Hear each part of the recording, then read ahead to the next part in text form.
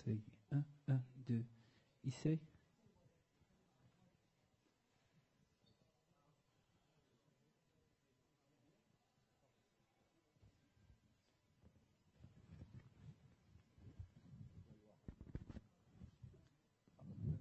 Ladies and gentlemen, good afternoon. Mesdames et messieurs, bon après-midi. Je vous accueille encore une fois dans cette session pour les solutions innovatives pour l'enregistrement des terrains. Nous avons avec nous notre panel estimé. Nous pensions que nous avions 3 personnes ou 4 personnes, mais nous avons, comme vous voyez devant vous sur le panel, donc nous allons leur allouer 15 minutes chacun. Après, nous allons donner un peu de temps pour les interactions, questions-réponses. Quand ils vont dépasser leurs échéances, leur temps alloué, je vais un peu toquer sur la table, donc ne vous effrayez pas. Nous avons entendu parler tout d'abord de l'importance des droits de l'enregistrement des terrains. Et après, nous avons aussi entendu parler de différents défis. Vous, dans cette salle, vous connaissez parmi eux. Mais dans cette session, nous allons entendre parler de quelques personnes qui ont des idées réelles, de l'innovation pour surmonter ces défis. Ils seront des éclaircissements.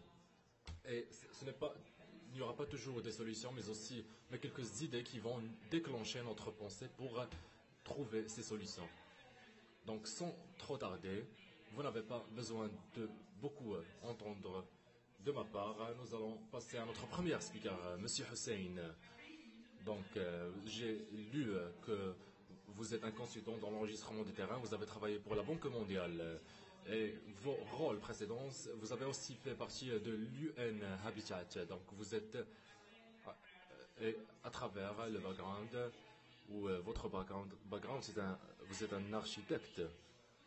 Et j'ai aussi lu que vous êtes passionné par l'enregistrement et la gouvernance des terrains. Donc, je vais entendre parler de votre part maintenant.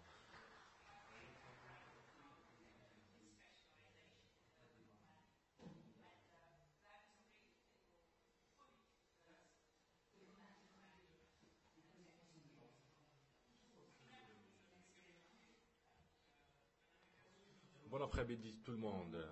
Je vais essayer de dire 2 choses qui sont très importantes. Tout d'abord,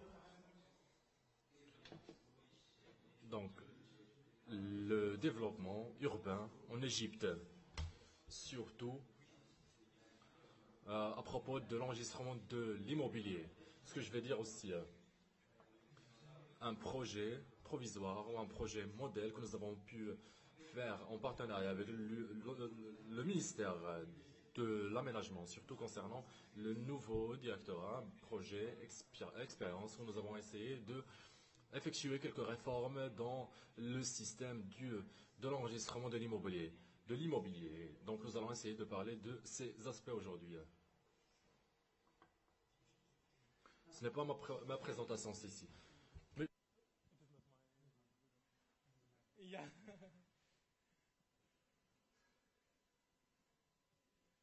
اسفين جدا دقايق البرزنتيشن تظهر. Yes, this one. طيب. Donc, عارفينها هي عن الوضع عمراني. Tout d'abord, le statut ou la situation de l'aménagement en Égypte. En 1986, nous pouvons constater 42,9%. Et aujourd'hui, nous allons parler du pourcentage qui n'a pas changé en 2023. Mais aussi, le nombre, la démographie a doublé. Nous avons pu atteindre 107 citoyens égyptiens. Les régions urbaines aussi ont doublé. Les régions aménagées urbanement ont aussi doublé. Cet indicateur est très important. Ça veut dire qu'il existe un problème concernant le système urbain en Égypte. Il y a une rupture, il y a un problème. Ceci va être plus clair quand nous allons passer à ce diapo. Ici, nous pouvons voir la distribution des citoyens égyptiens. 161 villes, nouvelles villes ont été construites, mais le nombre de citoyens dans ces villes ne dépasse pas 0,5 de citoyens. Et la majorité des terrains qui ont été aménagés, ce sont des terrains agricoles. Les investissements sont projetés vers les villes qui sont déjà existantes ou 40% portent vers les nouvelles villes. Ceci a une relation avec le fait que le pays essaie d'attirer plus de personnes vers les nouvelles villes pour réduire la densité dans les villes déjà existantes auparavant. Donc les nouvelles villes, comment est-ce qu'elles ont commencé? Donc j'ai pu identifier et déterminer 2 points importants dont je voudrais parler. Au début du 19e siècle, dans le canal du Suez, il y a eu plus de projections vers la construction des nouvelles villes. L'Ismaïlia, le canal du Suez, toutes ces nouvelles villes. Après, il y a eu un jalon important, une étape historique où il y a eu une des questions de sécurité les plus importantes après la guerre d'octobre, où il y a eu une charte très importante qui a été lancée par le président Assad, qui consiste ou qui stipule que nous devons s'étendre urbanement. Et c'est pour cela que nous voyons de grandes villes en Égypte, un peu loin du Caire, où la densité des citoyens est la ville la plus peuplée. Donc nous avons aussi essayé de se rapprocher du Caire et des villes existantes pour créer une duplication entre les villes existantes et les nouvelles villes. Après, nous sommes projetés vers les smart cities, ou les villes intelligentes.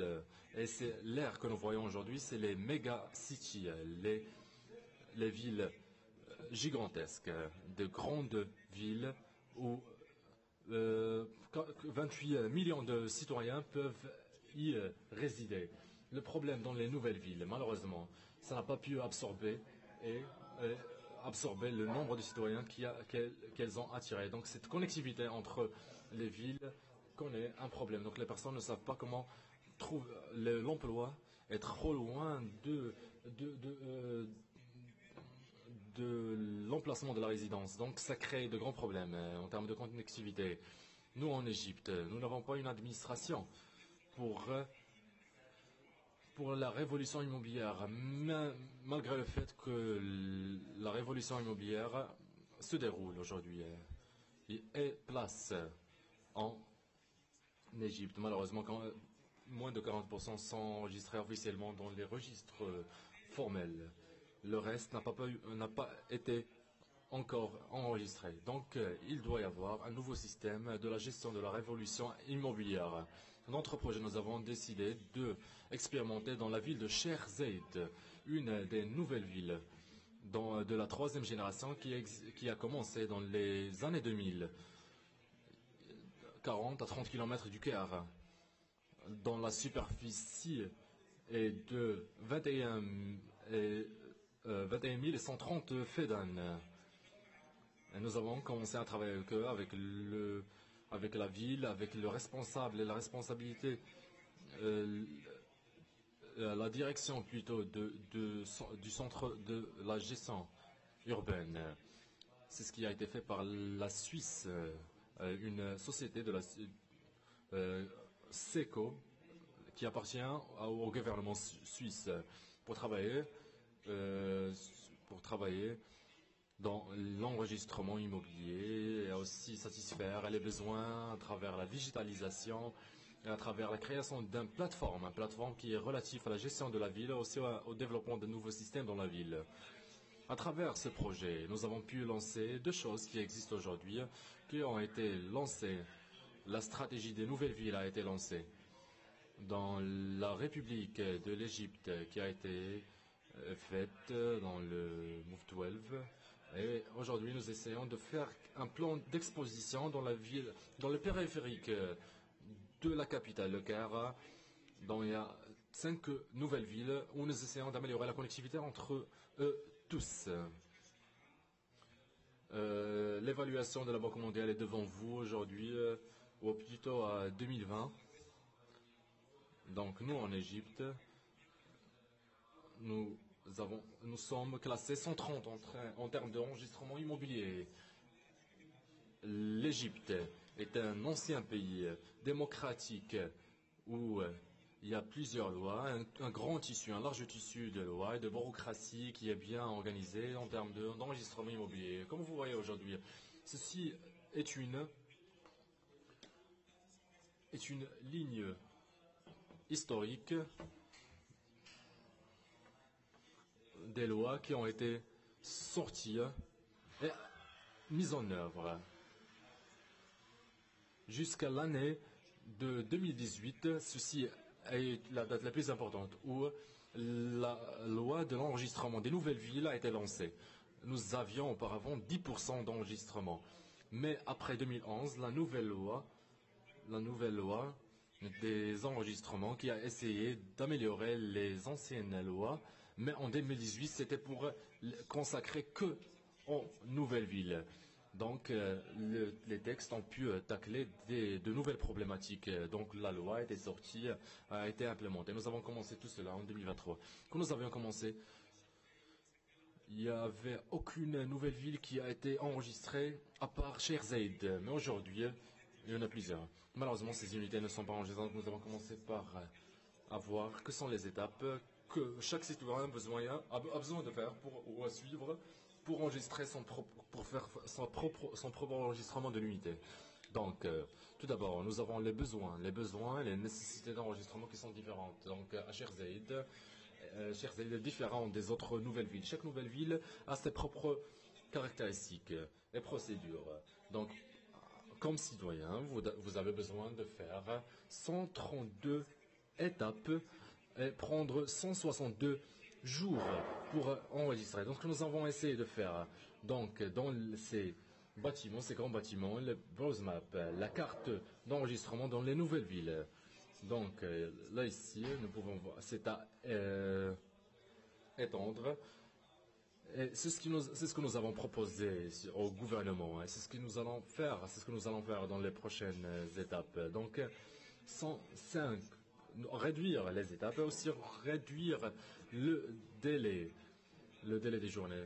Donc, comme vous pouvez voir, la ville de Zayd et la ville de Di Ramadan, la différence entre les procédures et les étapes. Et les échéances aussi, les efforts à déployer. Donc, comme vous pouvez voir, si vous avez un système électronique pour votre archive, vous pouvez épargner 14 jours, 14 étapes. Mais si vous allez prendre des photos sans évaluer, sans autre, vous pouvez épargner encore du temps. Donc, le changement de la mentalité à travers les différents modèles, c'est ce qui... Donc, et nous avons pu atteindre ce papier en dernier. Donc, le ministère de l'hébergement, donc nous avons parlé avec eux de façon transparente et sérieuse et nous avons bien exprimé nos besoins. Nous avons bien exprimé aussi que le citoyen doit acheter directement de la part du gouvernement. Et le citoyen n'a pas besoin de faire aussi de procédures. Donc, tant que cette unité, je suis le premier propriétaire, donc le gouvernement est obligé d'enregistrer ce bien à moi, donc sans trop de procédures. Donc ce papier sort de la part de la direction de la ville pour que chaque premier propriétaire de quoi que ce soit comme terrain ou immobilier, il a le droit d'avoir ce papier pour que le gouvernement puisse, à travers les données déjà enregistrées, déjà existantes, à les passer directement au promoteur. Donc sans avoir besoin de papiers additionnels, de besoins additionnels. Donc, nous avons pu, dans les 2 mois derniers, enregistrer plus de 100 unités et plus de 19 de méga surface. Et bien sûr, il y a toujours des problèmes techniques concernant quelques papiers concernant la situation existante aujourd'hui.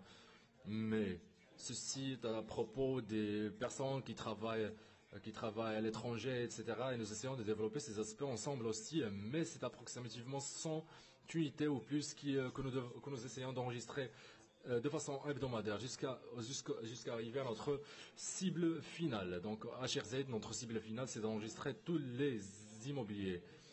Donc 7663 unités. Il y avait d'autres problèmes, bien sûr. C'est la concentration du projet. C'est le fait d'avoir une complémentarité entre les différentes étapes. Donc, d'où ramener les données que je dois enregistrer.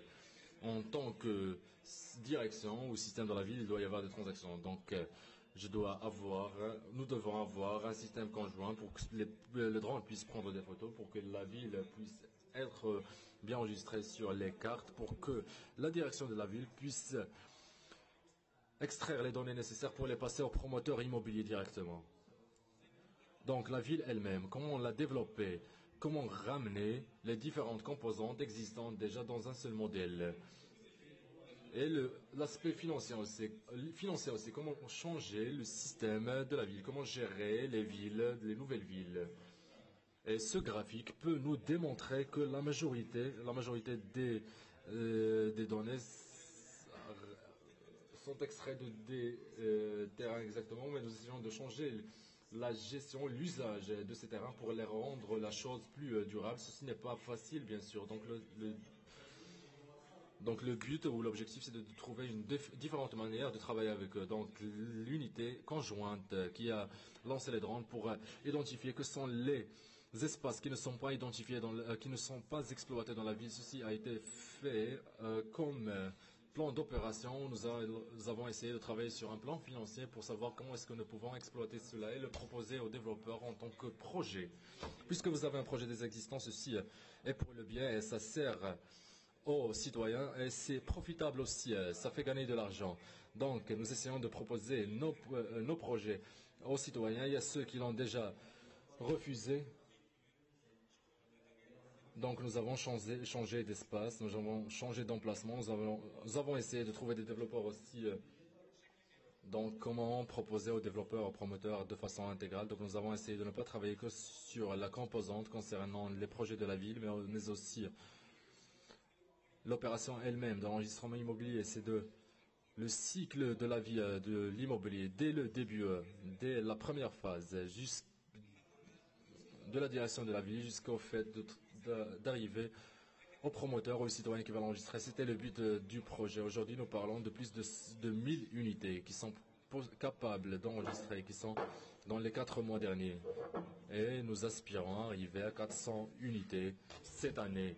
Et j'espère que nous allons réussir. Et bien sûr, nous allons vous introduire à tous ces aspects et à tous les résultats de nos objectifs que dans les phases à venir. Et toutes les données sont disponibles sur le site web. Vous pouvez y accéder ou vous pouvez me contacter dans tout moment pour quoi que ce soit comme question. Et merci.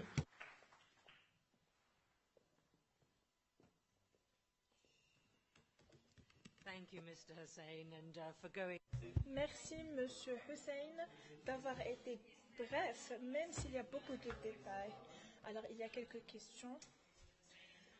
Sinon, vous pouvez laisser les questions vers la fin et on va faire un QCM. Alors maintenant, je vais vous introduire à notre présentateur. Je suis désolée si je ne prononce pas bien votre nom. Alors, quand j'ai votre bio de notre présentation, je n'ai pas le détail de votre background. Alors, quand vous allez présenter, s'il vous plaît, présentez-vous. Est-ce que je peux vous inviter pour commencer votre présentation? Merci.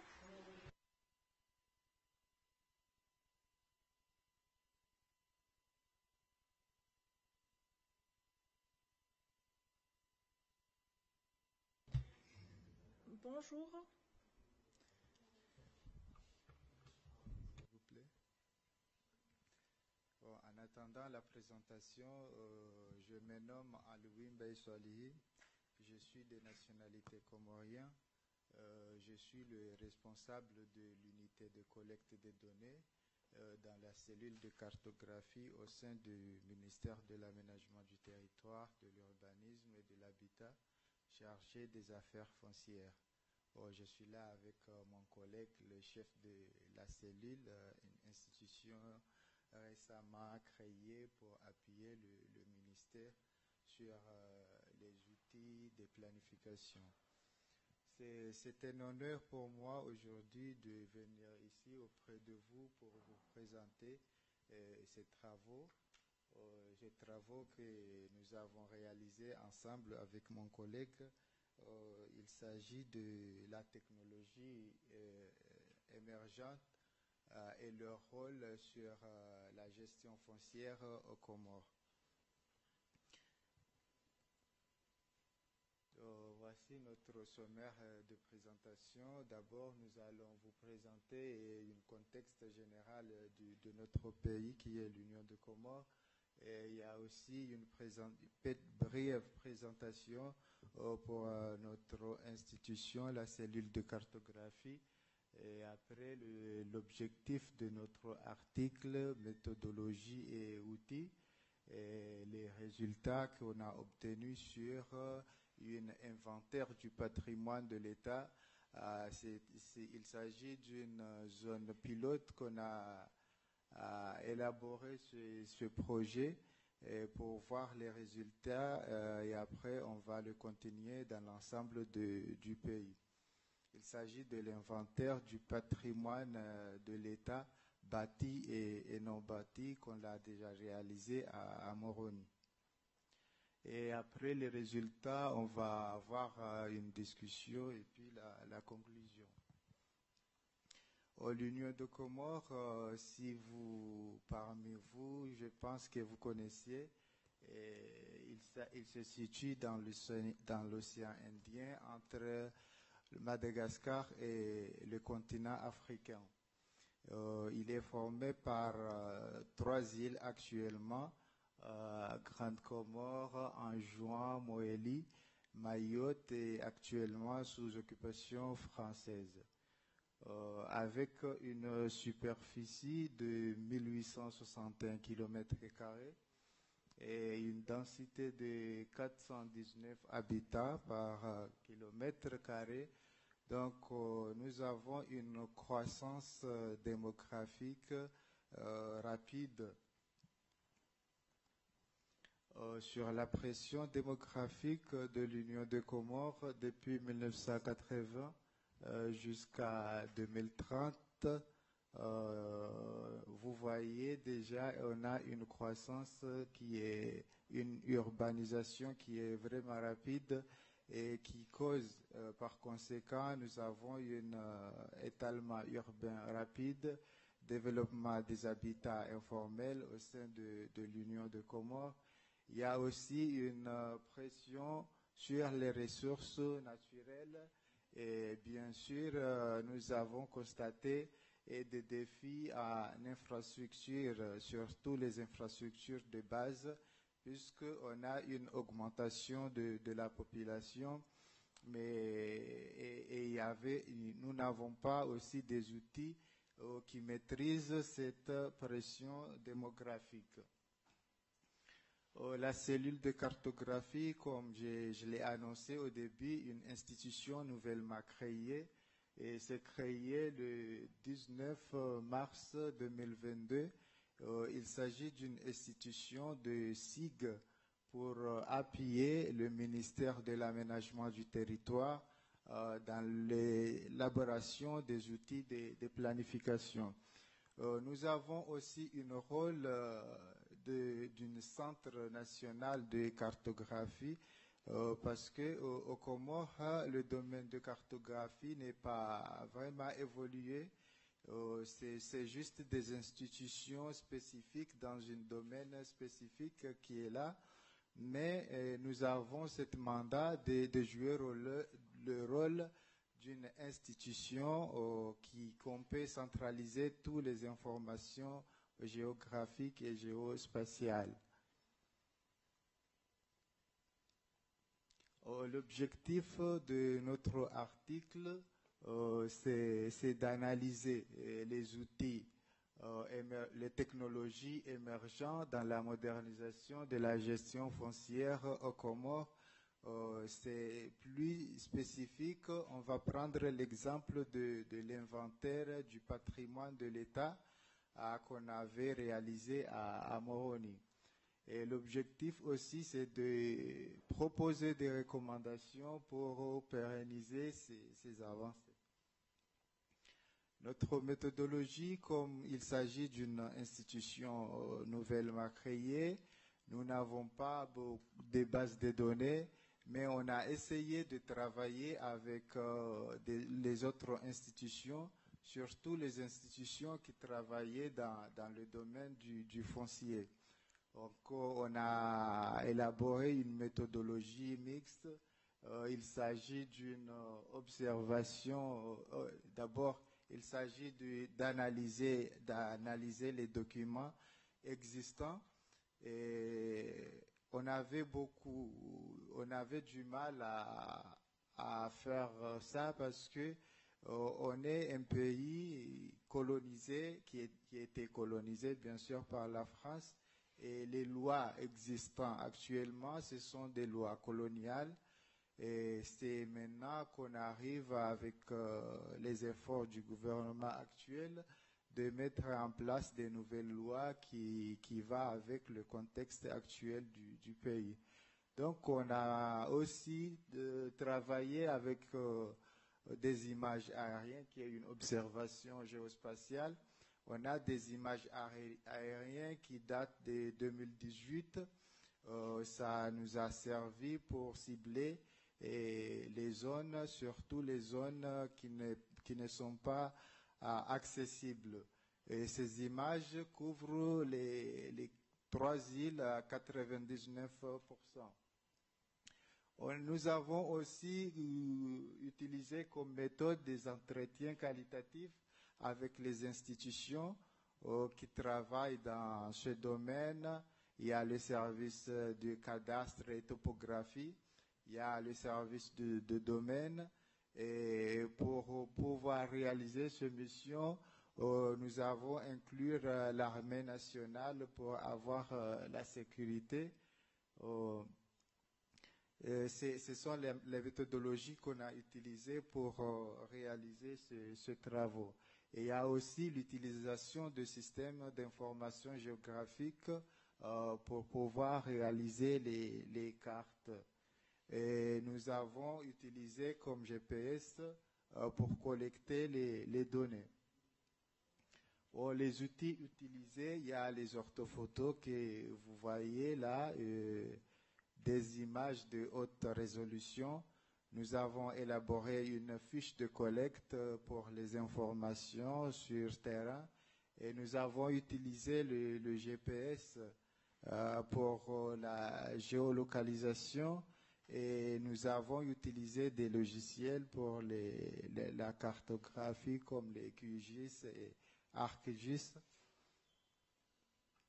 Les résultats qu'on a eus, d'abord, il y a l'apport des technologies émergentes, les SIG, dans cet inventaire. On a pu cartographier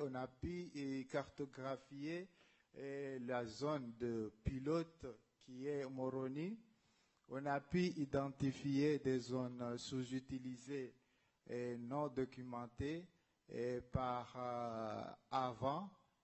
puisqu'on a utilisé des images aériennes. On n'a pas eu des bases de données existantes au début, mais avec les travaux qu'on a réalisés, on a pu découvrir d'autres zones qui n'étaient pas connues. Et il y a le facteur temps on a pu gagner beaucoup de temps en utilisant les nouvelles technologies. Il y a l'utilisation des images aériennes qui a facilité aussi la collecte des données sur terrain, mais dans notre bureau aussi, on l'a utilisé. Et il y a aussi les informations claires et précises sur les zones difficiles d'accès. On a aussi détecté des changements au niveau des institutions, notamment quand ils ont lu nos rapports sur cet inventaire, mais il y a l'envie de changer notre méthodologie ou la façon d'agir. Et avec l'expérience qu'on a eue sur ce projet pilote, la prochaine fois, nous envisageons d'utiliser des drones pour avoir des images actualisées et qui seront à jour. Parce que les images qu'on a utilisées, ce sont des images qui datent depuis 2018. Il y a aussi l'impact du patrimoine bâti et non bâti à Moroni. Dans l'ensemble de nos travaux, nous avons eu des résultats positifs dans l'ensemble parce qu'il y a eu une découverte et une connaissance du patrimoine public qui était méconnu avant ce travaux. Et après, nous avons aussi fait des requêtes, des interrogations, on a fait des recherches plus avancées pour ce qui concerne les occupations des privés dans le domaine public. On a pu identifier les occupations illégales, les occupants non autorisés qui se sont permis d'occuper l'espace public. On a aussi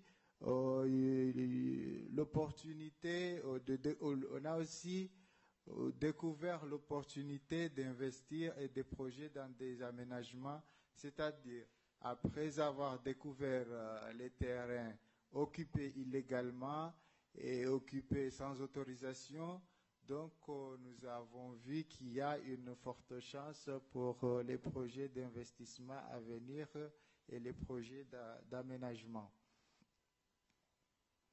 Donc, c'est les statistiques qu'on a eues. Et comme je vous ai dit auparavant que nous avons essayé de jouer un rôle central comme centre de cartographie, on a essayé de centraliser les informations. C'est-à-dire, on a d'abord occupation de l'espace, c'est-à-dire dans notre zone qu'on a travaillé, les zones pilotes, on a vu des zones, des bâtis privés, il y a des bâtis publics, et si on veut faire des analyses sur juste ça, on voit déjà 92% de cette zone est occupée par des privés, alors que c'est une zone qu'on estime que c'est public, il s'agit d'une zone de l'État. Donc, ces occupations, on a essayé de savoir comment les privés arrivent à occuper ces espaces publics. On a trouvé des propriétaires, des locataires, mais aussi des occupations qui sont temporaires. Donc, on a collecté aussi des informations qui lient leur occupation. Il y a les analyses aussi spatiales qu'on avait fait dans cette zone. On a eu, ce sont les informations qu'on avait présentées auparavant qui sont là. Il y a de façon pour la discussion, on a pu recenser les terrains domaniaux de l'État. On a identifié les occupations illégales. On a pu voir avec les précisions la superficie des bâtiments existants. Et l'avantage aussi, on a pu créer une base de données sur le foncier. Donc, quels que soient les efforts qu'on a mis, mais on a eu des difficultés, les capacités techniques pour le projet, mais aussi on n'avait pas les moyens vraiment lourds pour pouvoir continuer. Et il y avait aussi les orthophotos qu'on a présentées ici qui sont obsolètes. Il y a les prospectives qu'on a proposées, c'est d'investir dans la formation technique. Il y a aussi, le plus important, c'est que nous envisageons aussi, parce qu'on a déjà eu l'expérience de ce qu'on a déjà réalisé, on veut faire un système d'information géographique au niveau du pays. Pour conclure, les technologies émergentes offrent un potentiel immense pour moderniser la gestion foncière aux Comores à l'exemple de l'inventaire qu'on a pu réaliser dans notre zone pilote qui est à Moroni, en espérant que cette expérience va servir d'autres pays. Merci.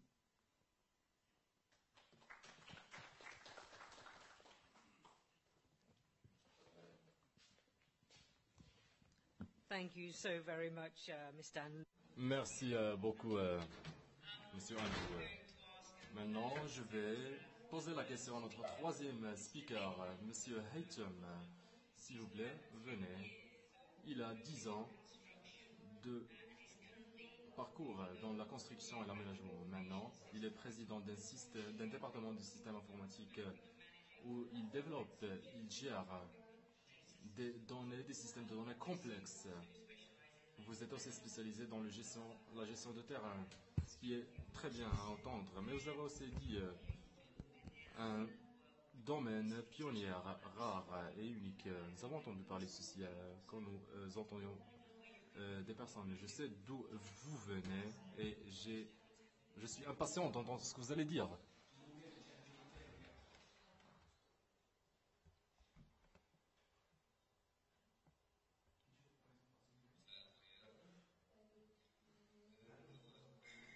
Bon après-midi tout le monde. Je suis un peu nerveux, donc mes excuses. Nous remercions le Royaume du Maroc pour nous avoir accueillis. Nous remercions aussi les personnes qui gèrent ceci. Et je remercie M. Debab qui nous a invités. Aujourd'hui, nous ramenons un article de recherche intitulé « La banque de données, d'informations des terrains, sa complémentarité et son alignement avec les institutions qui ont le rôle d'améliorer les relations dans la gestion des terrains en Palestine ». Vous pouvez changer le nom, car ceci est une crise globale, une problématique globale. Donc, comme vous pouvez voir, il y a 3 parties dans le titre, la banque d'information et les institutions et l'amélioration de la gestion des terrains. Donc tout d'abord, la définition de la banque des informations. C'est une institution qui consiste d'informations à propos des terrains, les immobiliers en Palestine. Donc cette image démontre la banque et la relation entre institutions et qui a une relation avec cette banque. Ça veut dire qu'il y a une relation avec cette institution en termes de terrain. Tout d'abord, les objectifs et l'importance de la création de cette banque d'informations. Ça va fournir des données centrales et intégrales. Ça va aussi renforcer la prise de décision et orienter les décideurs. Nous avons aussi l'amélioration de la gestion des ressources naturelles, la coordination entre les acteurs qui ont une relation avec les terrains, bien sûr, de façon en harmonie, éradiquer et mettre fin aux conflits immobiliers. Nous avons aussi le soutien du développement économique, donner une vision intégrale et holistique à propos des défis et les opportunités concernant l'usage des terrains, soutenir les initiatives du développement et la transformation numérique et l'amélioration de l'efficacité de la gestion des terrains. Dans la deuxième partie de la définition, les institutions qui sont relatives au terrain. En tant qu'étudiant de master dans l'université de Jérusalem ou Al-Quds, il était projeté d'avoir 13 institutions qui sont relatives au terrain. 27 étudiants de master avec leur coordinateur et le docteur avec le docteur du programme. Nous avons pu dépister et identifier ces institutions qui ont une relation avec les terrains. Donc nous essayons de connaître que sont les institutions, aussi leurs relations et aussi identifier les activités. Donc devant vous, vous pouvez voir les activités qui ont une relation avec les terrains en termes d'évaluation, de mettre fin au conflit, etc. Et dans l'horizontale, les rangs, nous trouvons où les colonnes. Nous trouvons l'activité de l'institution et nous essayons de cocher et de croiser l'institution avec son rôle et son activité. En fin de compte, nous avons pu trouver qu'il y ait 100 et plus institutions qui ont des relations avec le 80 plutôt. 80 institutions qui travaillent de façon individuelle dans le domaine des terrains, sans relation entre elles ou sans échange d'informations. Peut-être il y a aussi des informations qui sont répétées dans un ministère, dans une institution scientifique, une duplication de données malheureusement. Maintenant, nous allons montrer que sont ces institutions et de montrer aussi leurs activités. Une partie, pas toutes. Donc, dans les municipalités et les conseils locaux, le référentiel concernant le terrain, c'est l'unification. Donc, l'unification a besoin de données précises à propos des terrains en termes de l'usage et l'usage futur des terrains, ses frontières, etc. Et ses bords.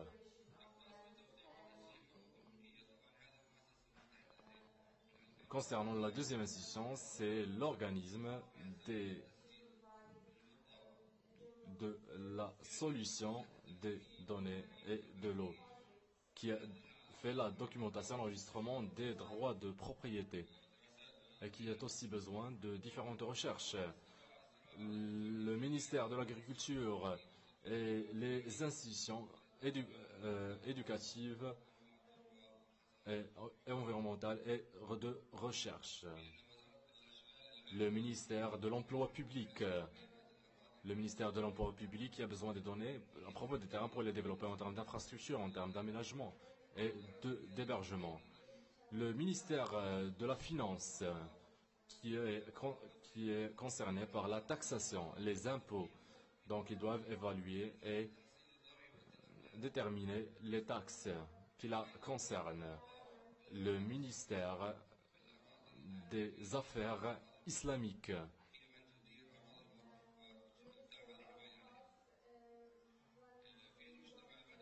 La société civile aussi, où les différents membres, différents acteurs de l'institution fait partie, ils jouent un rôle dans le terrain. Après une recherche, après l'étude, nous avons pu identifier que nous avons deux problèmes dans ces institutions. Tout d'abord, il y a quelques institutions qui n'ont pas de données.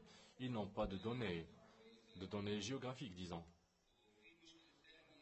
Le deuxième problème, c'est qu'il y ait des institutions qui ont des données, mais malheureusement, ils ne les utilisent pas ces données de façon efficace, où ils dominent ces données et ils les archivent. Donc, ils n'utilisent pas ces données qu'ils ont et ils ne les partagent pas aussi avec les autres institutions qui peuvent les utiliser. Maintenant, concernant les rôles majeurs de la gestion des données, il y a quatre rôles et nous avons pu ajouter deux. La propriété et l'appartenance, l'évaluation de l'immobilier, les usages des données, le développement des données, trouver des solutions de conflit, et nous aimerions utiliser des systèmes d'information géographique pour améliorer la gestion des données pour arriver à la troisième partie du titre de ma présentation, l'amélioration de la gestion de ces données. Tout d'abord, la base de données que nous voudrions mettre en place, il doit y avoir des données. Je vais donner donc les données. Il y a beaucoup de types de données. Bien sûr que je vais donner quelques exemples. Tout d'abord, il doit y avoir des données à propos des terrains, des immobiliers, en termes de propriété, en termes de superficie, le type d'usage, soit immobilier A, B, C, D, soit commercial, soit de résidence, soit agricole ou industriel. Les plans. Le statut légal aussi, ça doit exister dans les articles et aussi démontré dans les tribunaux. Est-ce que le terrain est gouvernemental ou particulier? Et dans cette base de données, il doit y avoir plus d'interventions. Hier, nous étions dans un atelier et nous avons soulevé la question. Une des remarques était que nous ne pouvons pas partager le nom. Nous ne pouvons pas partager le nom avec les citoyens, car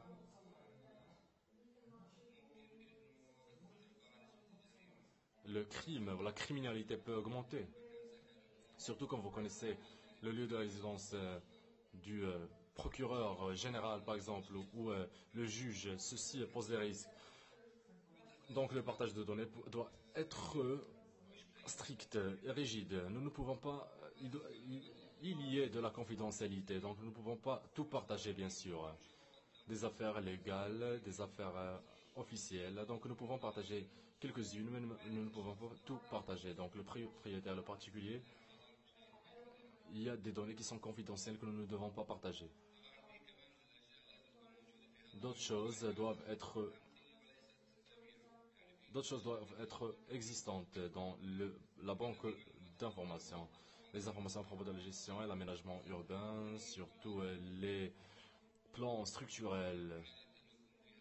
Bien sûr, dans cette banque d'informations, nous avons besoin d'avoir des informations à propos de l'évaluation immobilière pour atteindre une gouvernance et une transparence dans la taxation et la collecte d'impôts. La gestion des données historiques des terrains. Aujourd'hui, comme vous pouvez voir, à Gaza, il y a eu une guerre de la destruction. Il n'y a plus de propriétés, il n'y a des immobiliers, des propriétés ont été perdues. Si nous n'avions pas pu avoir des données auparavant pour faire un seek-out, pour récupérer, revenir en arrière. Donc, il n'aurait pas pu avoir un référentiel légal en termes de crise, conflit ou désastre. Donc, dans le domaine de l'eau et de l'environnement, des informations à propos des ressources naturelles, aussi les réserves, les forêts, les propriétés publiques, etc. Donc cette information, je voulais la partager hier dans l'atelier de travail. Donc il doit y avoir... Donc tous les ministères doivent faire partie des couches. Les couches pour savoir que sont les caractéristiques du terrain. Est-ce que c'est une réserve, ressources naturelles, écosystème?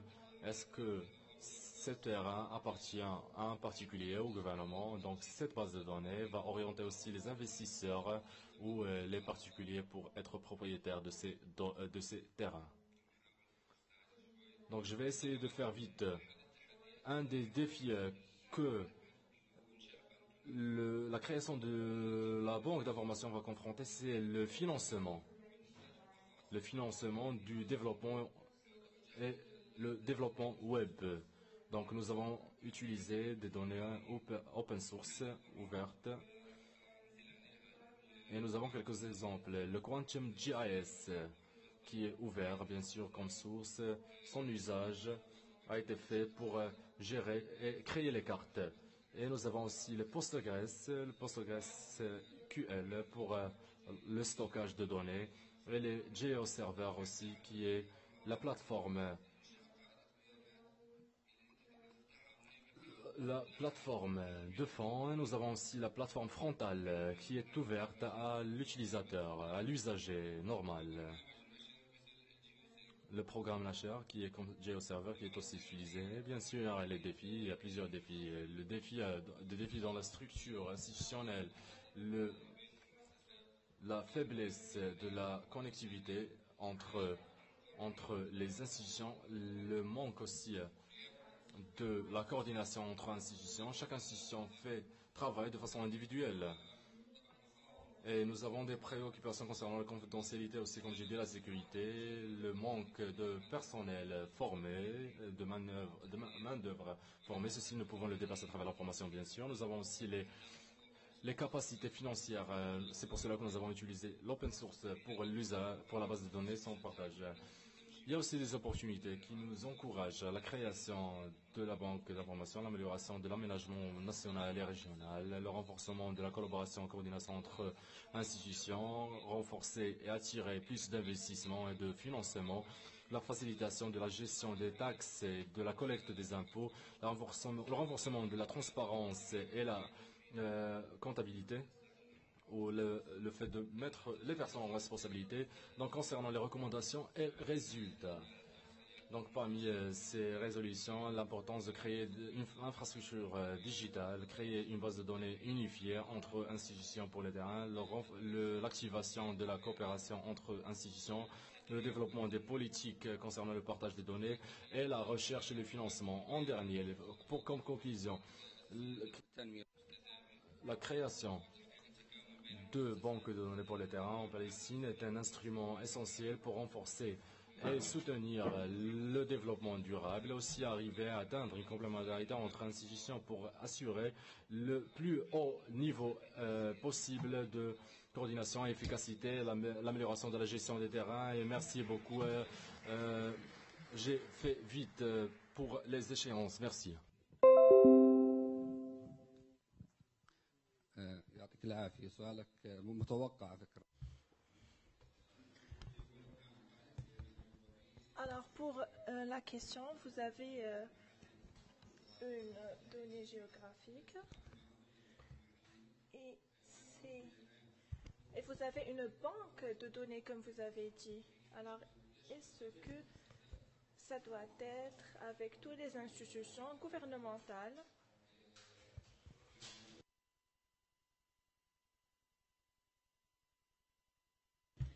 Je peux dire que ça fait partie de ces banques de données foncières. Si vous permettez, je vais donner un exemple. Un docteur ou un professeur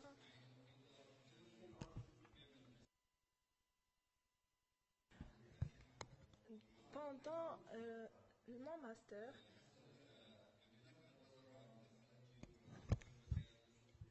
il y avait une question par rapport à cette couche urbaine ou bien une cartographique, pardon.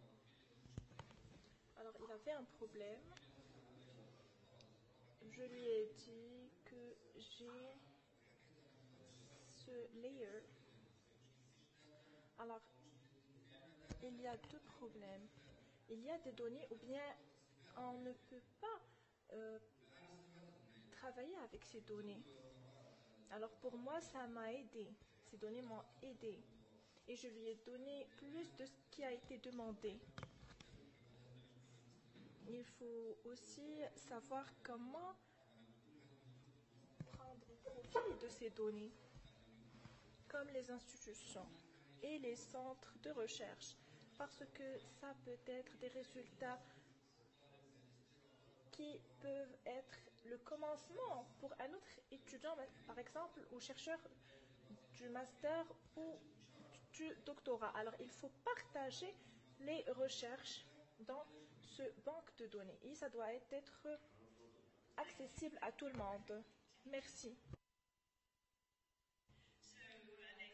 Alors, mesdames et messieurs, je veux inviter notre prochain intervenant, M. Tolari. C'est un urbaniste et architecte. J'ai beaucoup d'architectes parmi nous aujourd'hui. Il a travaillé dans des multinationaux d'architecture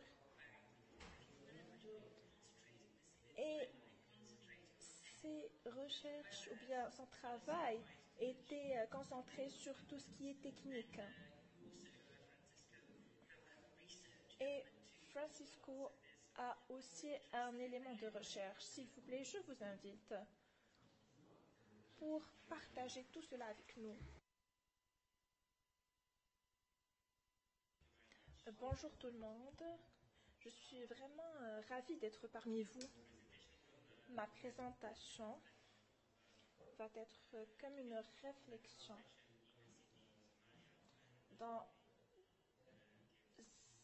je dirais dans la Somalie.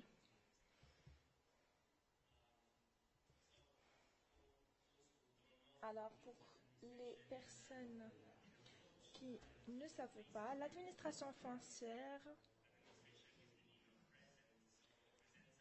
est importante. Et cette demande croissante de systèmes de gouvernance foncière.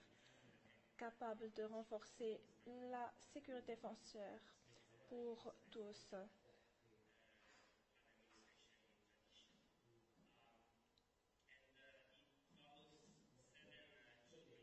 Alors, il y a 7 principes. Ça doit être inclusive, participatif, flexible, fiable, réalisable, abordable et évolutif. C'est pour ça qu'on met l'accent sur le facteur de cette évolution. Alors tout d'abord, une fois le système est mis en place, ça doit être mis à jour. Alors il faut le redéfinir et le mettre à jour si on a des réaménagements des terres. Alors on commence avec des produits minimales qui peuvent être durables. Et après, bien sûr, il faut avoir cette qualité de cette information. Alors, pour les services, je parle du régime foncier. Et aussi en termes d'évaluation des terres, l'utilisation des terres pour la gestion et le développement d'une ville et le développement de ces terres. Notre étude de cas, c'est Boussassou, c'est en Somalie.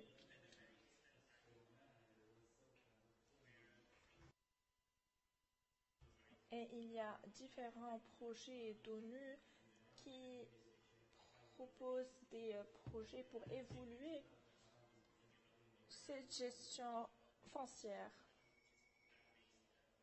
Et on a un financement qui est fondé sur des terres.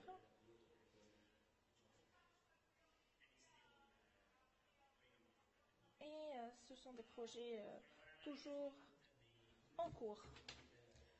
Pour l'analyse, on a ce cadre pour une administration foncière efficace, mais on n'a pas beaucoup de temps, c'est pour ça qu'on va voir juste quelques éléments. Vous pouvez voir le lien de ce document vers la fin.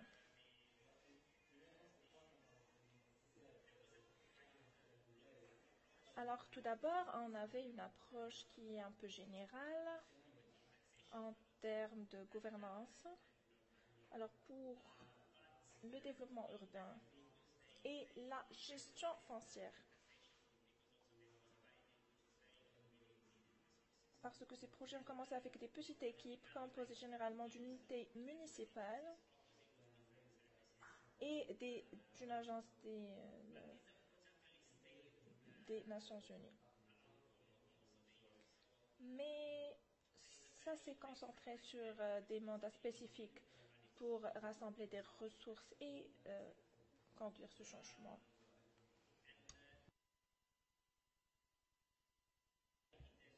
Ce succès de gestion foncière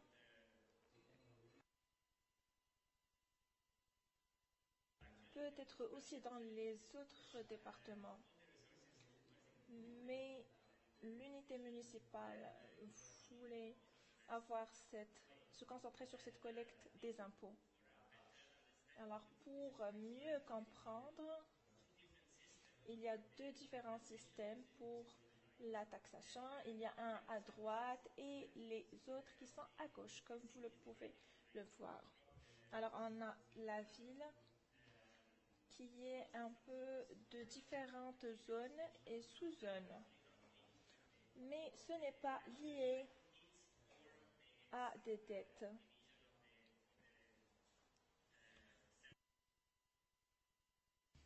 ou bien des autres services adaptés par les villes.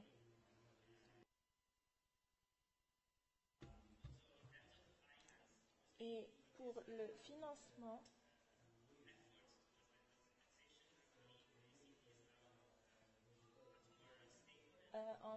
on est beaucoup plus stable économiquement.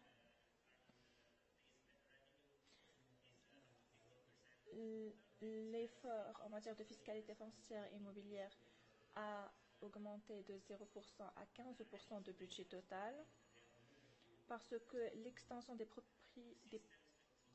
propriétés imposables, on avait des nouvelles inscriptions et on a ce mécanisme de paiement. Mais d'un autre côté, la façon dont les taxes n'a pas été la façon de la collecte des taxes n'a pas été modifiée.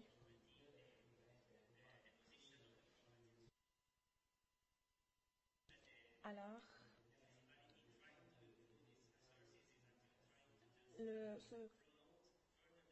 c'est un pacte de détermination trop simplifié des frais d'impôt sur la conformité.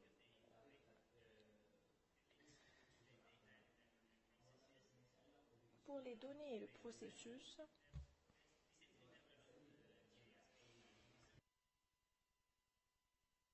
ce SIG qui a été fait en 2000, c'est une enquête qui a été faite en 2016 et plus récemment en 2022. Alors c'est un code qui est mis ou qui est donné à chaque propriété. Alors, on a fait des nouveaux le détail, la qualité de ces données et même l'empreinte. Pour avoir les informations clés qui sont vraiment importantes en termes de taxation.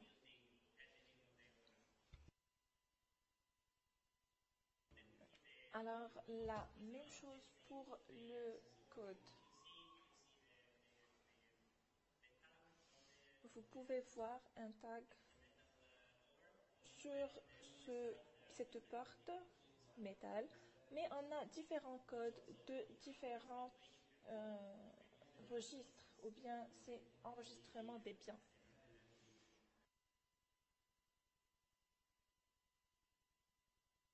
Et aussi, ces données ne sont pas utilisées par l'unité foncière.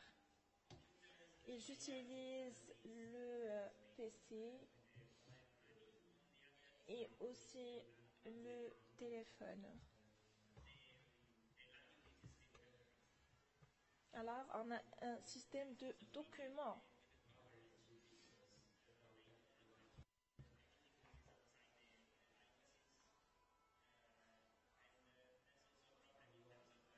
Et aussi, il y a une couverture géographique qui est limitée. Donc, les principales activités économiques, environ 20% de la population sont titres fonciers officiellement reconnus. Et finalement, pour la capacité et l'éducation, la municipalité était initialement accablée par un nombre élevé de personnel inefficace et non qualifié embauchés.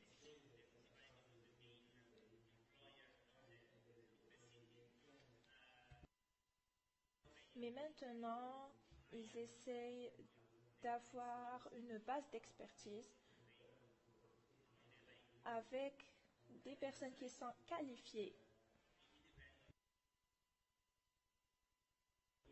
Et ils dépendent vraiment de leurs donateurs. Ça peut être l'ONU ou d'autres agences. Alors quand le projet s'est arrêté, d'autres choses ont arrêté avec. Et aussi en termes de ressources.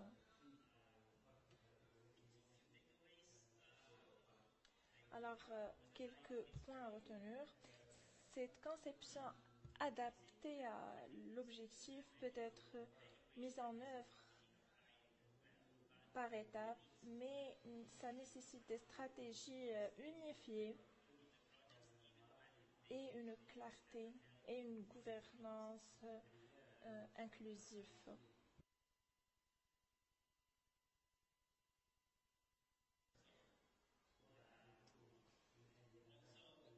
Et aussi, c'est important de penser d'une administration foncière adaptée.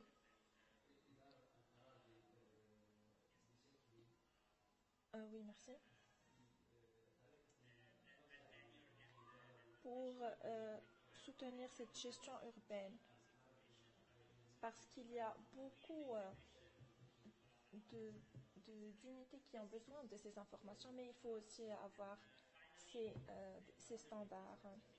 Et finalement, les stratégies d'investissement à long terme et les économies d'échelle sont essentielles pour cette durabilité et cette croissance. Comme ça, le projet peut continuer. Sinon, on va s'arrêter et on va perdre beaucoup de ressources. Merci beaucoup. Alors, ça a été ma présentation. Vous pouvez lire l'article et vous avez la stratégie de la ville Bosaso. Merci beaucoup.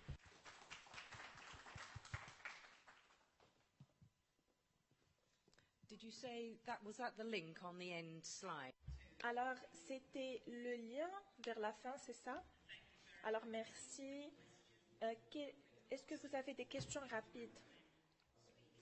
Avant d'y aller à notre dernière présentation.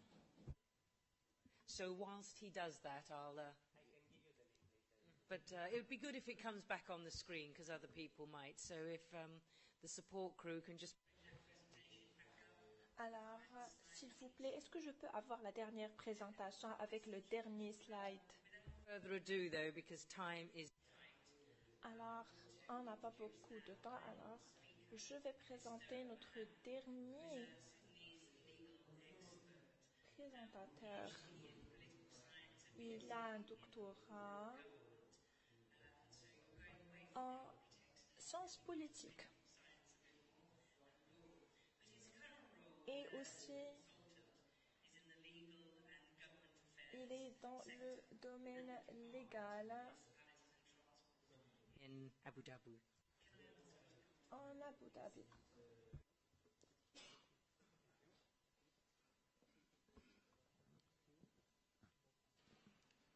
السلام عليكم ورحمة الله. مساء الخير. أول حاجة شكرا للمملكة المغربية على الاستضافة. Merci tout d'abord au Maroc d'avoir organisé cet événement. Ce n'est pas ma première contribution à cette conférence sur le foncier. Merci d'être là. Je sais que ça a été une très longue journée.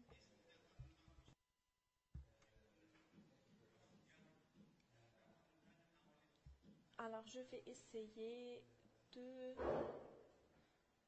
parler du sujet d'une façon très simple, ce sujet qui est légal.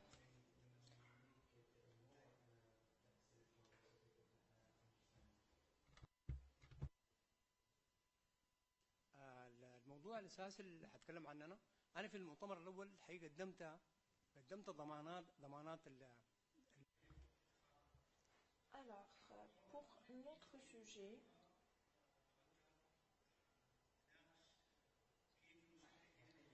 je vais parler du rôle du législateur dans le maintien de l'équilibre contractuel pour la vente et l'achat des biens immobiliers sur plan.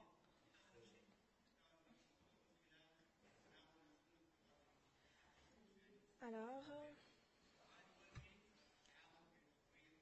on va voir cette méthodologie d'approche. on va voir la position du législateur dans l'Émirat Abu Dhabi. إن العقار تحول إلى صناعة ونتناول نشوف مفهوم خصائص البيئة الخارطة.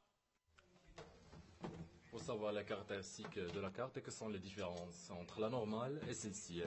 Et passer directement aussi à l'étude de la situation. Comment est-ce que le décideur, le législateur a taclé l'organisation, a aussi taclé la protection de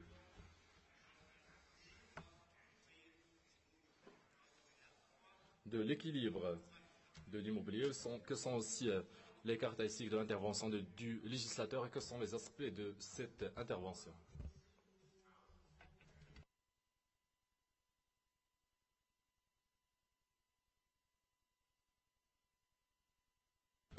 Bien sûr, la loi est connue. Chaque sujet doit avoir un règlement interne qui a une relation économique.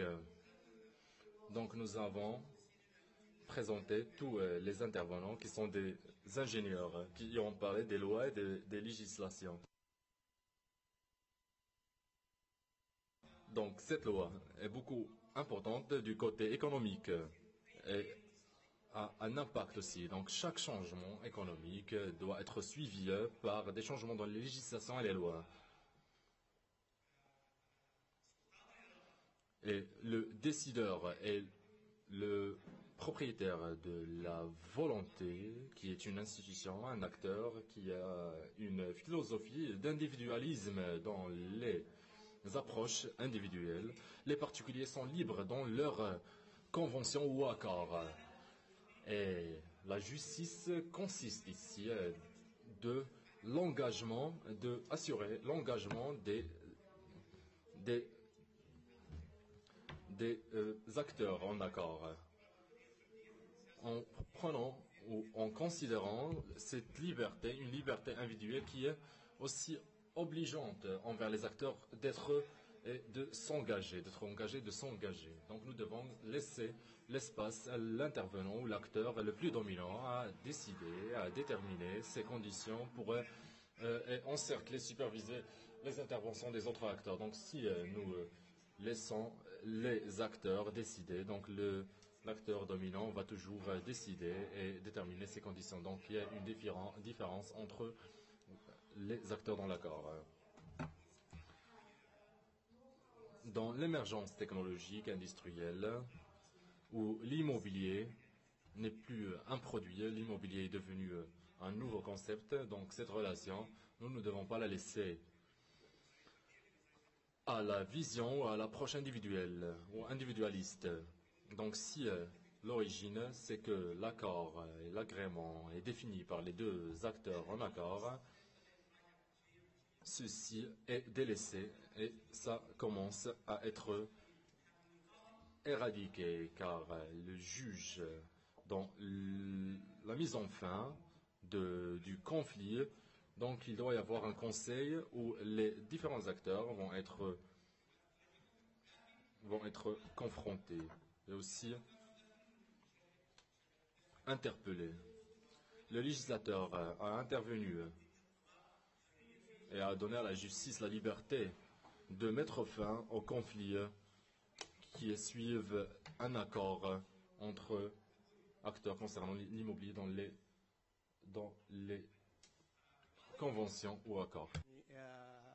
هو تحقيق العدالة والمساواة في الحقوق والواجبات والالتزامات بين أطراف العقد التعاقدي. شوفنا كده. Donc l'engagement ici. Donc nous avons vu l'équilibre de l'accord qui nous crée une égalité entre acteurs qui s'engagent à propos de quelques articles et aussi trouver une égalité entre elles. Il ne doit pas y avoir forcément donc une justice, une égalité qui n'est pas littéraire dans le cas de manque d'équilibre entre les acteurs en accord. Et bien sûr, que sont les raisons pour lesquelles il y ait un manque d'équilibre dans l'accord? Peut-être une faiblesse économique. Si l'influence d'un acteur est majoritaire à l'autre, nous trouvons des disparités dans l'engagement envers l'accord. Donc si l'engagement est plus chez un acteur que l'autre, donc nous trouvons des problèmes dans les accords. Le deuxième point,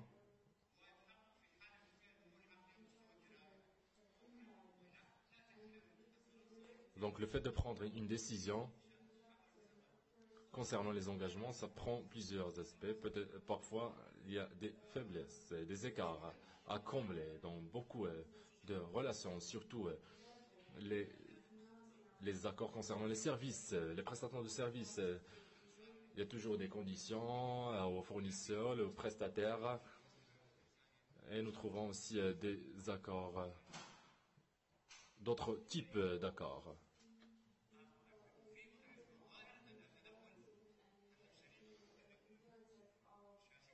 Dans l'intervention,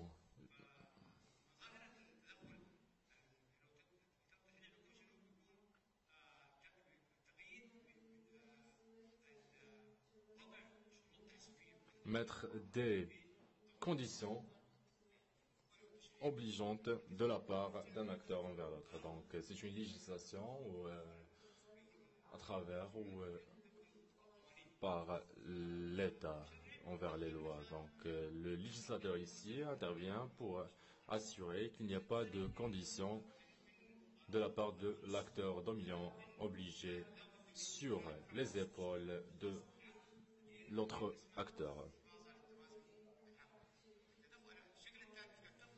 Le troisième type d'intervention, c'est que le législateur prend différents engagements légaux.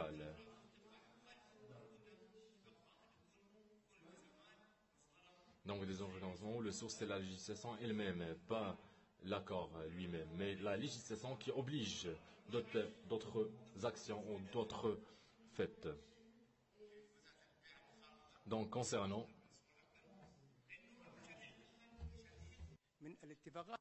donc le législateur ici a intervenu pour réduire quelques conditions. Donc concernant quelques compensations, nous essayons d'accélérer, de faciliter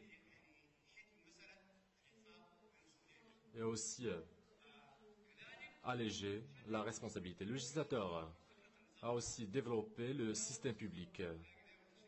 Donc parfois l'article est contradictoire à l'ordre public ou au système public.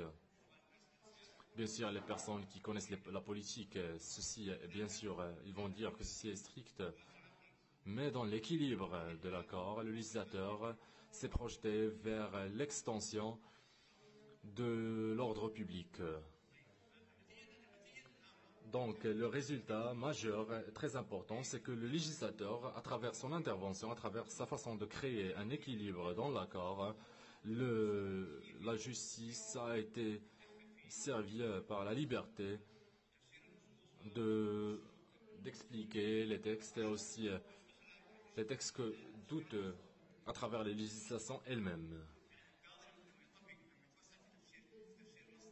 Dans l'extension de l'explication d'une loi législative, la référence est la législation déjà existante.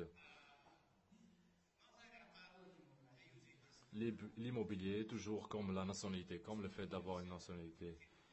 Et c'est une des caractéristiques de la dominance de l'État. Dans les visions, les orientations globales récentes, je dois passer un peu vers l'avant. Donc les orientations globales, surtout concernant les frontières nationales, l'immobilier est toujours un des aspects de la souveraineté nationale. Donc il y a eu plusieurs manières dont quelques terrains, quelques espaces ont été alloués à différentes législations qui sont différentes aux législations nationales.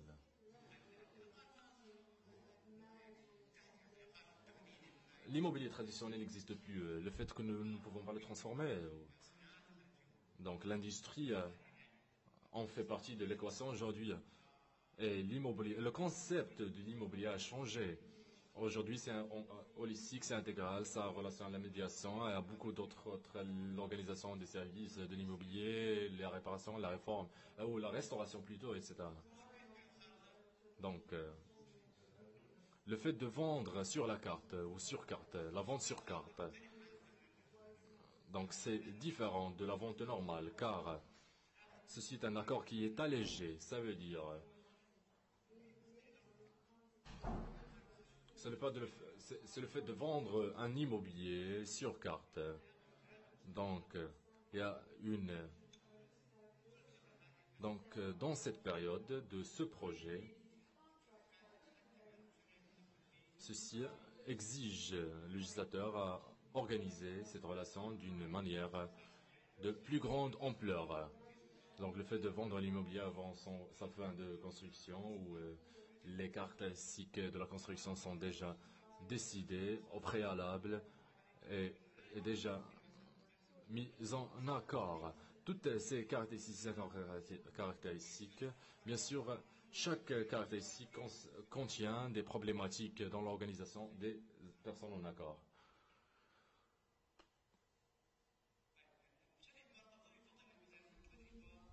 Donc le législateur a pu remarquer cet aspect de façon précoce dans l'organisation de ces relations à travers quelques textes. Dans un cadre organisatoire intégral, il y a eu le développement d'une loi principale où il y a 8 listes. Chaque liste supervise ou encadre un aspect ou une caractéristique de l'accord. Donc la vente sur carte fait partie du projet du développement de l'immobilier lui-même. Donc la relation entre le promoteur et le particulier, le manque de transparence dans les engagements, des problèmes dans les textes et bien sûr toujours les promoteurs. Il y a ces aspects dans les textes de l'accord et ça fait partie.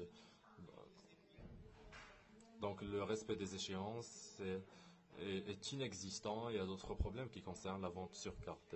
Et aussi les délais concernant la superficie et quelques superficies, donc toujours des problématiques concernant ceci. Donc comment est-ce que le législateur a intervenu dans les Émirats arabes unis?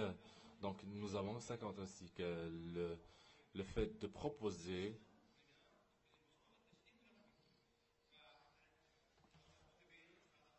donc j'ai essayé de lier cela, quelques aspects légaux.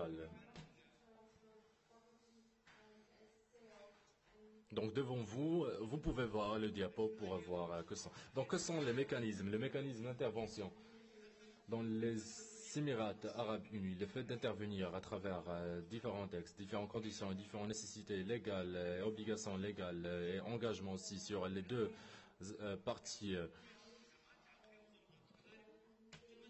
Des engagements sont aussi obligés, des modèles ont été utilisés comme référence, des actes et des accords provisoires, modèles concernant la vente et d'autres. Il a aussi organisé le fait de terminer l'accord. Des frais additionnels sont ajoutés, donc des amendes qui sont obligées sur les parties qui vont mettre fin à l'accord ou ne pas respecter ces articles. Merci.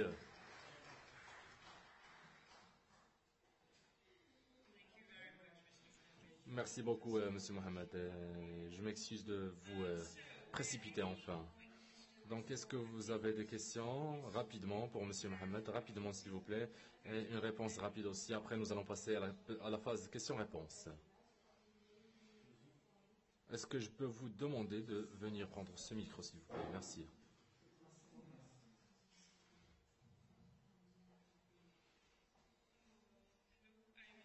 Bonjour.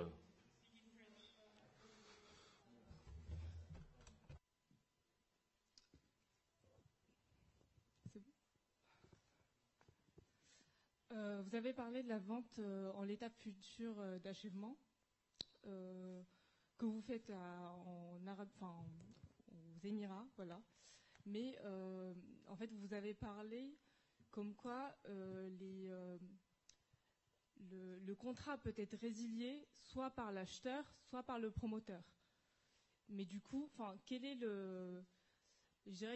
vraiment la partie qui nous prouve, enfin, ou qui nous sécurise en tant qu'acheteur quand on achète aux Émirats. C'est-à-dire que si vous dites que le promoteur il peut résilier à n'importe quel moment,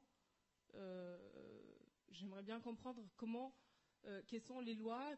Est-ce que il y a une législation, qui protège l'acheteur? Je sais qu'en fait vous avez un système d'achat qui est un peu différent de la vente en l'état futur d'achèvement, par exemple en Europe. Moi, je travaille en fait sur des programmes immobiliers en VFA, en vente en l'état futur d'achèvement. Et en fait, il y a une loi, il y a un code civil qui lui régularise en fait les choses, oui, enfin, les paiements en fait. Est-ce que c'est la même chose aux Émirats? Est-ce que vous avez également en fait à chaque partie, à chaque avancement du projet, un montant qui est donné du coup au promoteur, qui n'est pas du coup donné, d'après ce que je comprends, qui est donné à l'État, et après c'est l'État qui sécurise l'acheteur, l'achat, et c'est après que le montant est versé au promoteur, d'après ce que j'ai compris. Voilà. Merci beaucoup.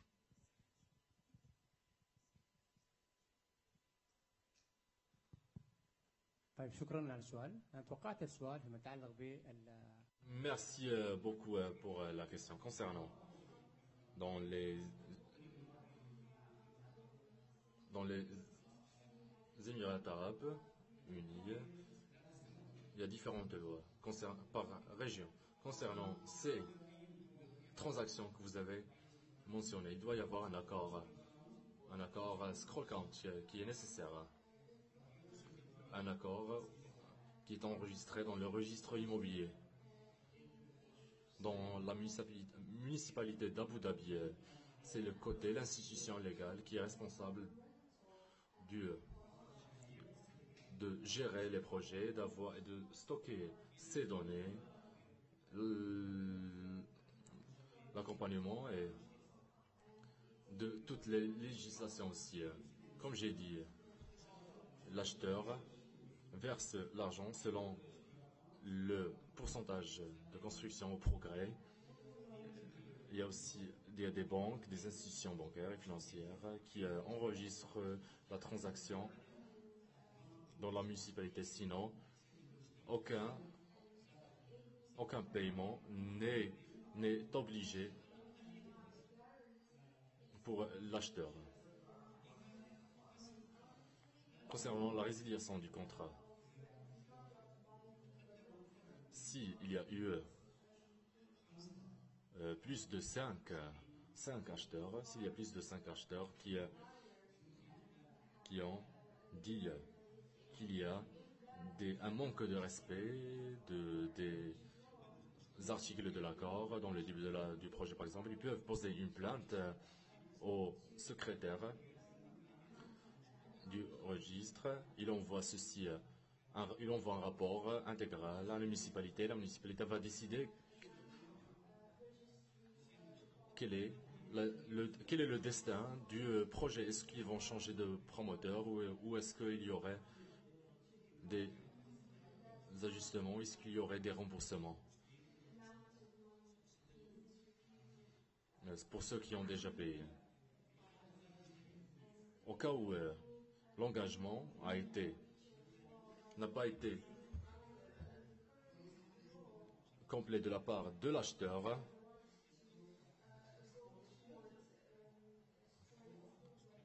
il peut y avoir une plainte urgente ou une session urgente pour inciter l'acheteur à respecter les délais de paiement.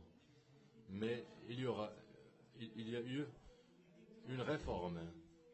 Il y aurait plus de réformes. Le mécanisme date de 10 ans. Donc nous avons créé un mécanisme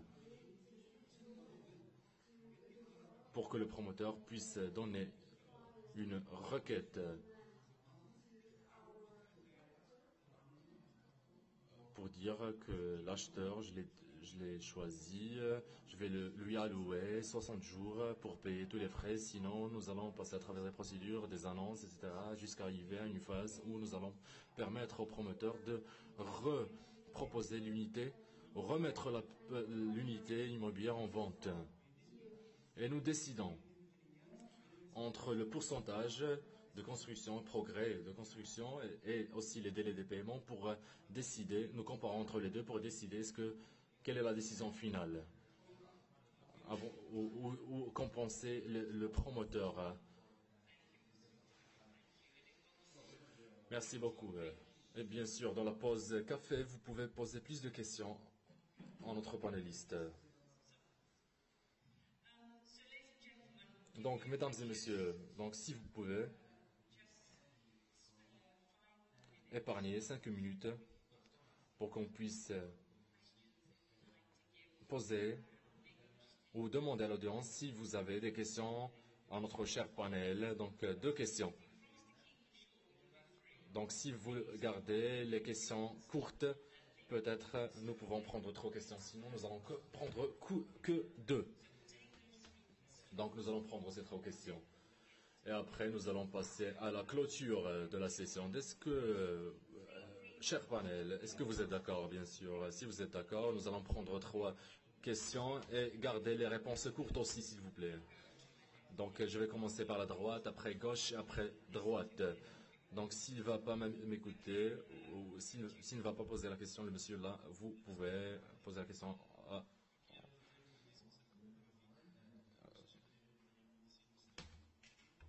بالمغرب عندي مجموعة من الأسئلة سأكون وأحاول أن أكون مختصرا كفاية.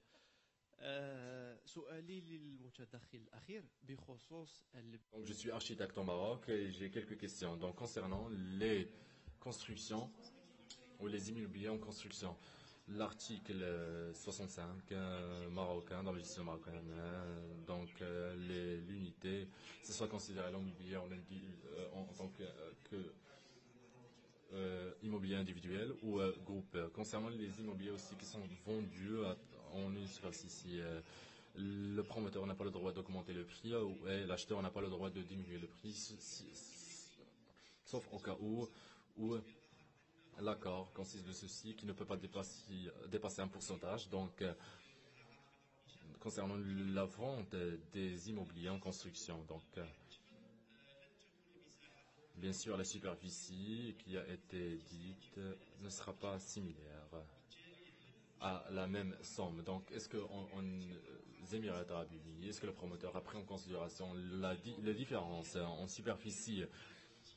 S'il y a une différence entre le plan initial et le plan construit, est-ce qu'il n'y a pas de problématique concernant l'enregistrement de cet immobilier dans la municipalité immobilière car il y a des différences. Si la structure, si le plan initial est différent au plan final, il y aura des problèmes ici au Maroc.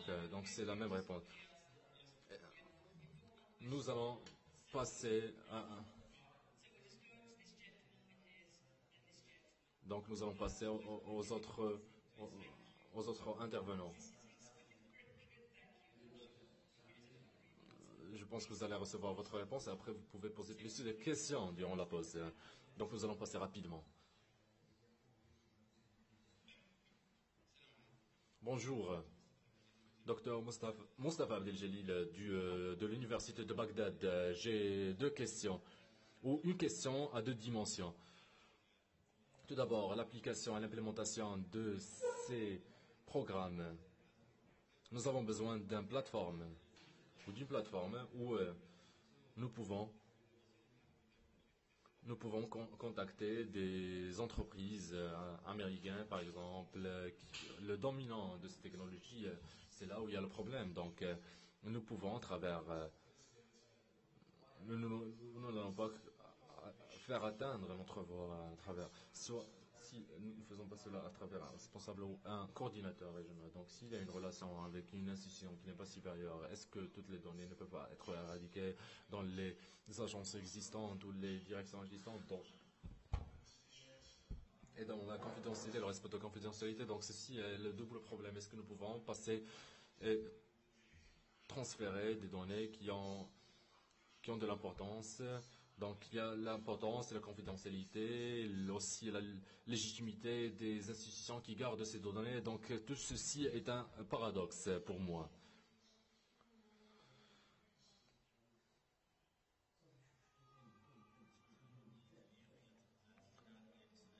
Donc ma question concerne le dernier speaker. Une question pour ouvrir la parole à propos du sujet à qui appartient l'information. Par exemple l'architecte Haïtiam dans la municipalité. La municipalité vous paie des taxes, n'est-ce pas? Donc quel est le type des caractéristiques que vous pouvez partager avec les citoyens dans cette région? Ceci pose une grande question. À qui appartient l'information dans les différents niveaux? Et là se trouve la deuxième question. Est-ce que la forme de l'administration bancaire du terrain, est-ce que ça diffère de la gouvernance, la banque ou les juristes spécialistes Donc tout ceci nous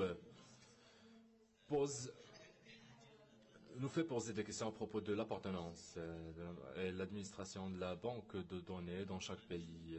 Donc la question n'est pas à tout le monde, ou la question est posée à tout le monde, car nous gérons tous des données, n'est-ce pas? Est-ce que vous allez promettre que ça va être court? Allez-y, derrière vous, allez-y, monsieur. Merci. Ma question est posée de façon directe à notre panel de l'Égypte à propos des nouvelles villes. J'ai bien compris de votre intervention que vous déployez beaucoup d'efforts dans la construction des nouvelles villes. Malheureusement, l'interaction des citoyens avec ces nouvelles villes est beaucoup faible. Vous avez parlé de ce point, mais vous n'avez pas mentionné les raisons pour lesquelles les citoyens ne sont pas attirés aux nouvelles villes. Je pose cette question car au Maroc, ici, nous menons cette expérience aussi. Donc, vous avez parlé de ceci, mais vous n'avez pas parlé de la problématique. Donc, concernant les constructions aussi, vous avez aussi parlé du pourcentage des constructions, des bâtiments qui est beaucoup élevé en Égypte, mais ce n'est pas enregistré. Donc, quelles sont les raisons pour lesquelles ces bâtiments est toujours en progrès d'enregistrement pour assurer et garantir les droits des citoyens, car ceci est une thématique de grande importance dans notre région. Donc, cher panel, dans ce que j'ai pu entendre, une question à propos de la construction et l'enregistrement de la part de M. Mohamed. Les problèmes concernant les données et à qui appartiennent les données, que sont les données que nous pouvons garder et conserver. Et la question aussi, pour l'Égypte, est-ce que je peux vous demander de garder les réponses courtes, s'il vous plaît? Merci beaucoup pour la question. Donc, je vais parler rapidement. Donc, dans l'organisation de ces espaces, donc, vous avez mentionné quelques textes, un texte général, mais la loi de l'enregistrement de l'immobilier, ceci est une loi privée. L'organisation de la superficie aussi, de la surface. Donc, le vendeur est obligé de respecter les augmentations dans les ventes.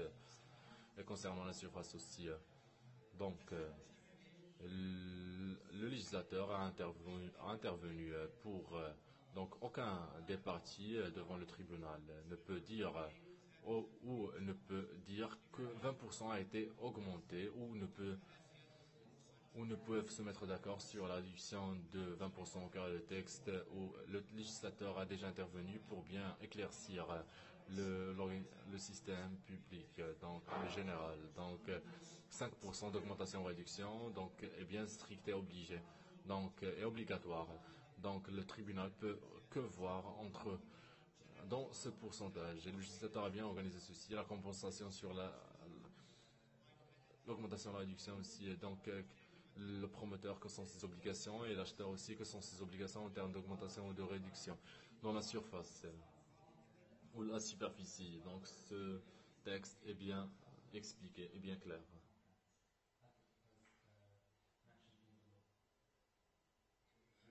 Merci. Donc je vais commencer par la question de Dr Samer.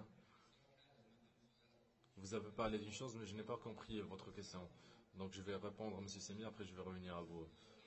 Donc, Dr Samer, est-ce que chaque pays doit avoir sa propre banque de données géographiques? Bien sûr, oui, chaque pays doit avoir ses données, car il y a des différences en culture.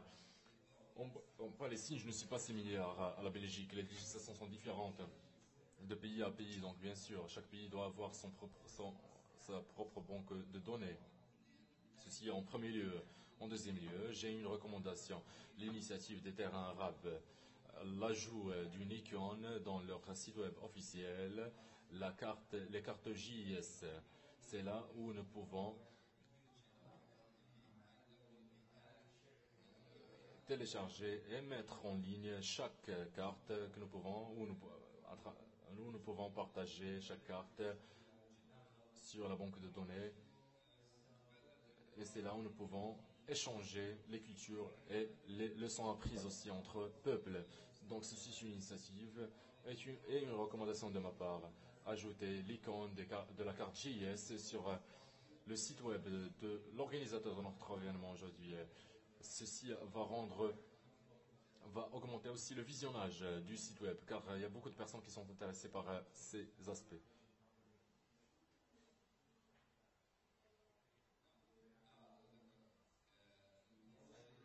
Tout d'abord, la banque ne doit pas être gouvernementale nécessairement ou forcément, ou de façon complète. Il doit y avoir un conseil d'administration de la part où existe le gouvernement,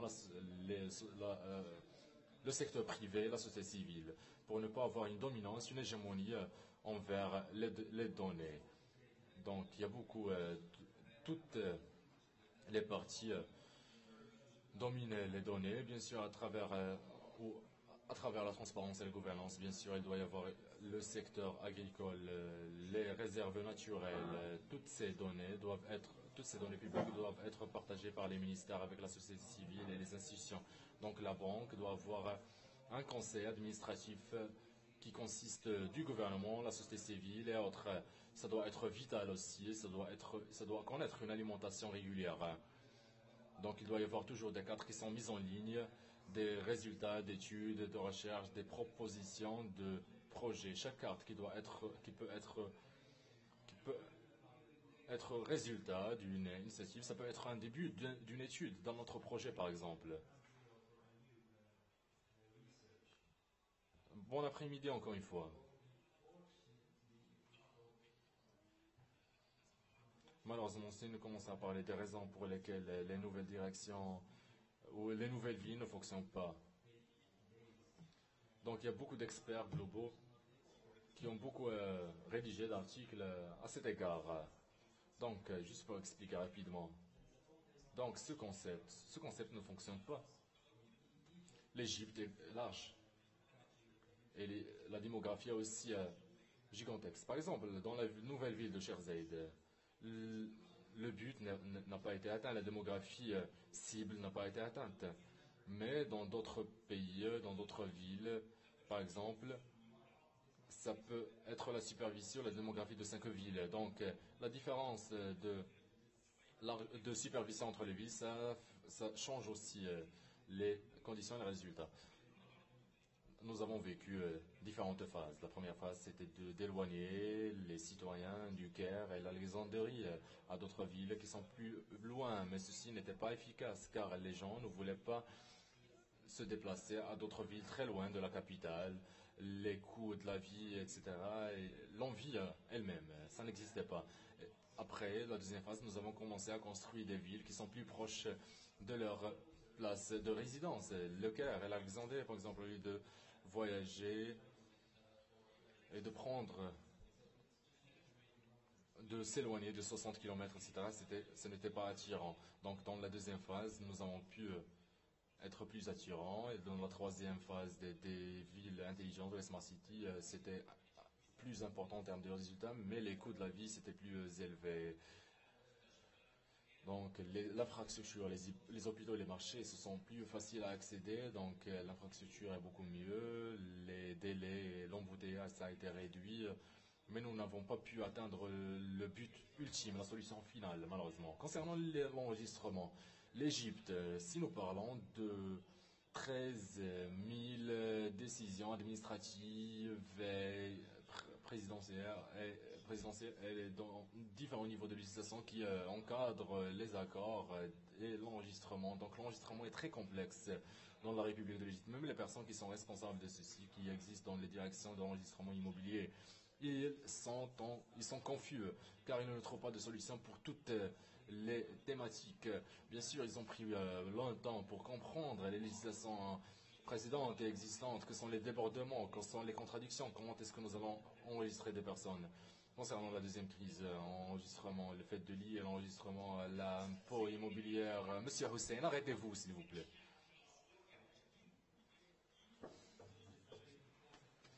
Ceci est important à tout le monde.